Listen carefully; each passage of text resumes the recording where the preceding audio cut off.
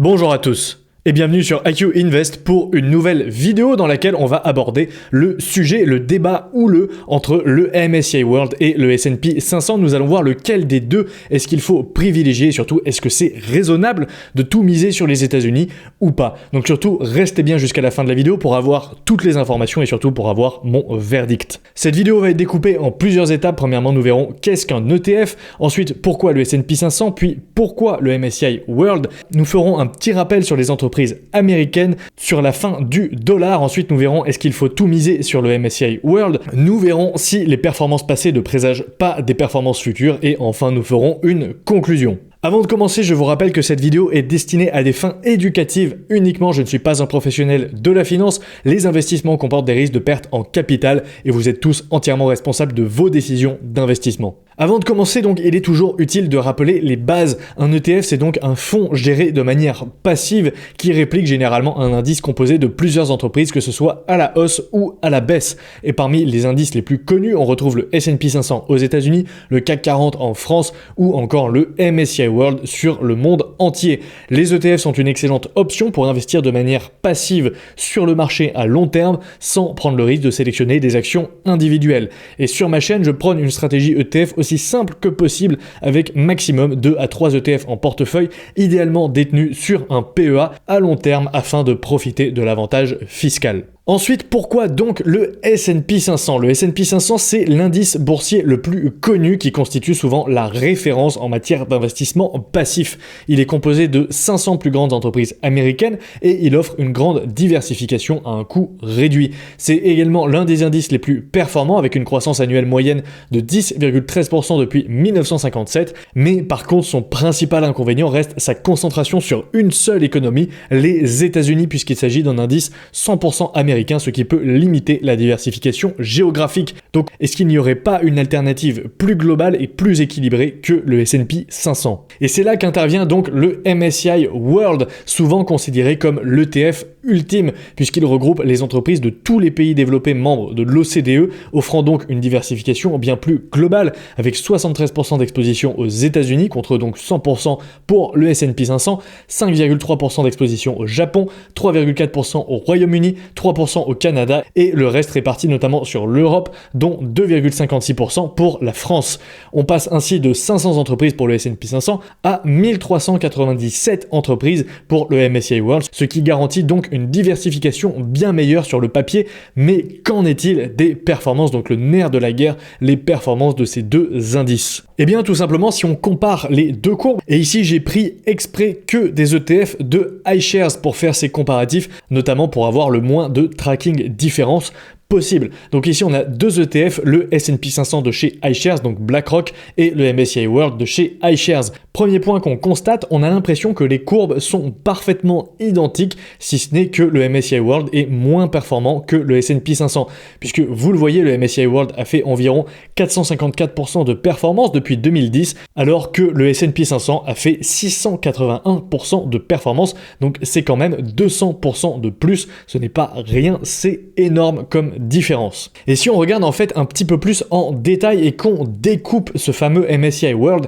et qu'on reprend donc le S&P 500, on ajoute l'Eurostoxx 50, donc les entreprises européennes, le MSCI Japan pour les entreprises japonaises, le FTSE 100 pour les entreprises anglaises et le MSCI Canada pour les entreprises canadiennes. Si on prend ces différentes régions indépendamment les unes des autres, qu'est-ce qu'on constate ? Eh bien on constate que toutes les régions stagnent et sont en dessous de 200% de performance, alors que le S&P 500, lui, explose et propose donc une performance de 681% et met à l'amende absolument toutes les autres régions du monde. On voit que parmi les autres régions, c'est l'Eurostoxx 50 qui s'en sort le mieux avec 203% de performance, suivi du FTSE 100, puis de MSCI Japan et enfin le Canada qui ferme la marche avec la pire performance. Donc en fait, on est tout à fait en droit de se poser la question, dans le MSCI World, à part le S&P 500, Qu'est-ce qui fait la performance du MSCI World? Eh bien, j'ai envie de dire pas grand-chose. Et on peut donc se demander pourquoi littéralement toute la performance du MSCI World provient des États-Unis. Si on examine le top 10 des différents indices que l'on a pris, donc le top 10 notamment du S&P 500, 9 sur 10 entreprises sont des entreprises technologiques. Et la seule exception ici est Berkshire Hathaway. Alors, si vous regardez à droite, vous verrez qu'il y a deux entreprises différentes pour Alphabet. Vous avez la classe A et la classe C, et que techniquement sur le papier, Amazon, Meta, Alphabet et Tesla ne sont pas dans le secteur technologique, mais c'est communément admis que ce sont des entreprises technologiques malgré tout. En Europe, on a seulement 2 sur 10 entreprises dans le top 10, à savoir ASML et SAP, et là absolument pas de confusion puisque ce sont les deux seules entreprises qui peuvent être attribuées de près ou de loin à de la technologie. Au Royaume-Uni, c'est tout simplement 0 sur 10, il n'y a aucune entreprise technologique, et au Japon, il y a seulement 3 entreprises sur 10 avec Sony, Keyence et Tokyo Electron dans les semi-conducteurs. De toute évidence, c'est donc le secteur technologique qui a généré le plus de performances au cours des 50 dernières années, et il est fortement probable que le secteur technologique reste le moteur de croissance pour les 50 prochaines années. Et il y a également un point crucial à considérer, c'est que toutes les entreprises du top 10 américain sont des entreprises mondialisées. Ensuite, si on compare un petit peu la qualité des entreprises basée sur la note quantitative, donc j'avais fait une vidéo à ce sujet qui est sortie cet été, si vous ne l'avez pas déjà vu, et qui compare la qualité des pays basée sur la note quantitative, donc utilisée dans mes analyses d'actions. On remarque que les États-Unis sont le pays avec le plus d'entreprises de qualité, donc à savoir des entreprises ayant une note quantitative supérieure à 12 sur 20, et sont également le 5e pays avec le plus de proportion d'entreprises de qualité, avec 9,97% d'entreprises de qualité, en sachant qu'on retrouve derrière l'Europe notamment, et le Canada tout en bas de la page, avec 5,56%. Les seuls pays qui sont au-dessus des États-Unis en termes de proportion sont la Suède, l'Inde, le Danemark et le Japon, mais on a vu, le Japon, ça ne l'empêche pas d'avoir une performance catastrophique. Ensuite, on entend souvent parler de la fin du dollar. Donc, qu'en est-il de la fin du dollar? Après tout, c'est bien connu, le dollar va s'effondrer dans les 20 prochaines années. Faut-il donc éviter de tout miser sur les États-Unis, notamment parce que ce serait trop risqué vis-à-vis de la dévaluation du dollar? Mais qu'en est-il réellement?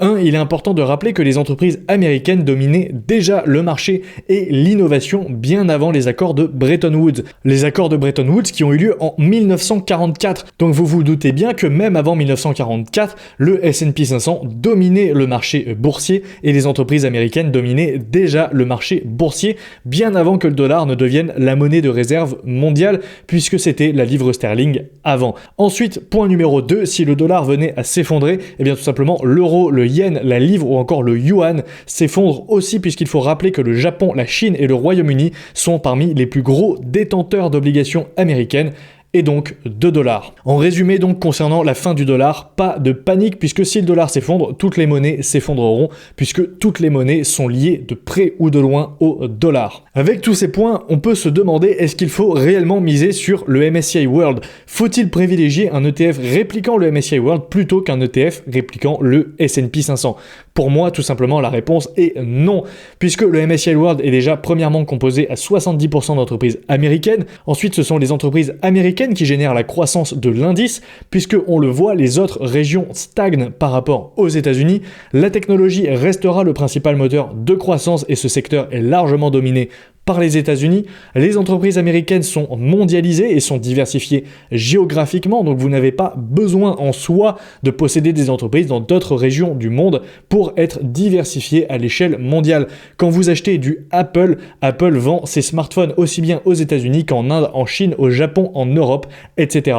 Ensuite, si le dollar tombe, le monde tombe, et de même si le S&P 500 chute, le MSCI World chutera également. Vous l'avez vu sur la comparaison des deux indices, ce sont des indices qui se suivent parfaitement avec une corrélation très très forte. Seulement le S&P 500 lui est bien meilleur en termes de performance. Et enfin, n'oublions pas que la performance d'un indice ne sort pas de nulle part, ce n'est pas quelque chose de magique. La performance découle directement des entreprises qui le composent et je pense que c'est un point qu'on a tendance à oublier, notamment si on est un investisseur passif qui fait du 100% ETF, on a tendance à oublier que ce qu'on achète ce sont avant tout des entreprises. Et donc vous allez me dire oui mais les performances passées ne présagent pas des performances futures.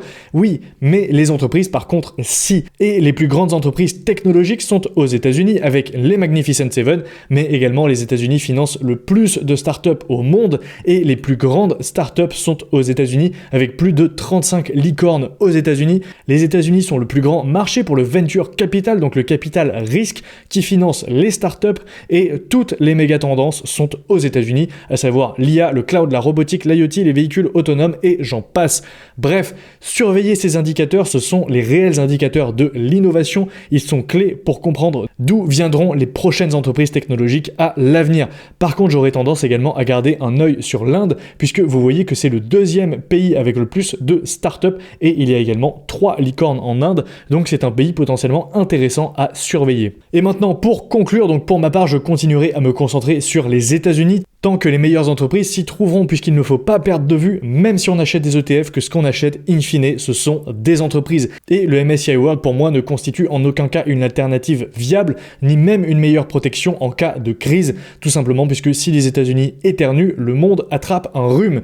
Donc si un changement devait se produire, vous auriez largement le temps de voir émerger des entreprises dans d'autres économies, puisque in fine, ce sont les entreprises qui génèrent la performance et non les pays. Et un Apple, un Google, un Nvidia ou encore un Amazon n'ont pas émergé du jour au lendemain, ça a pris des décennies, ça a pris au moins 10-20 ans pour chaque entreprise pour se construire, pour construire son avantage compétitif et surtout pour que ces produits soient adoptés. Donc n'ayez pas peur, ce n'est pas en un claquement de doigts, ce n'est pas en 6 mois, 1 an que l'économie américaine va se faire dépasser par une autre économie.